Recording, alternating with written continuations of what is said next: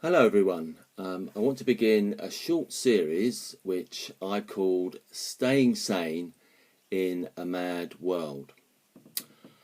We live, do we not, in a secular soaked world, a world where God is excluded from public debate and from the marketplace, as it were, and because of that people themselves are dehumanised. And all the discussions about this virus, all the concerns and fears, the God who knows all things and is present everywhere is never mentioned.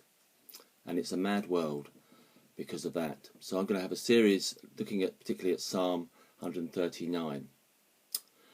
Just think, our children and our grandchildren are growing up in an environment where creationism is considered as wacky as people who think the earth is flat. It's a mad thing. The idea that God created the world in a special way is now considered wacky. What is sometimes called the liberal elite.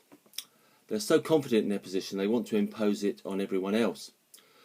For example, they're even forcing abortion rights on Northern Ireland, the people of Northern Ireland, when they don't actually want it themselves. So it's a mad world because God, His name, His glory, His presence has been airbrushed from the media and our culture.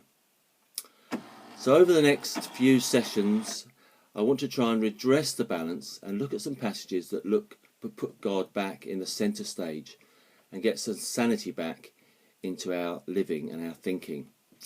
And I'm just going to start this morning by reading from Psalm 139. We'll be looking at the whole of this psalm over the next few sessions. Psalm 139 verses 1 to 6 I'm going to read. You have searched me, Lord, and you know me. You know when I sit and when I rise. You perceive my thoughts from afar. You discern my going out and my lying down. You are familiar with all my ways. Before a word is on my tongue, you, Lord, know it completely. You hem me in, behind and before, and you lay your hand upon me. David says, such knowledge is too wonderful for me, too lofty for me to attain. Did you know that God knows everything about you? And His presence, we sometimes call it omniscience, can't get the word out, His presence is everywhere. I was going to say if you're walking the kids to school, but you won't be doing that. Or if you're on the train, you're unlikely to be on the train. But maybe like David, you think whether I sit or whether I rise, whether I'm in the study or the bedroom or downstairs or out in the garden, wherever I am, you are with me, says David. Did you know that? Did you know that God is with you in whatever you do? This is what John Calvin says about these verses. David, so that he may dismiss the deceptive coverings under which most men take refuge, and to divest himself of all hypocrisy, insists at large on the truth that nothing can elude the divine observation.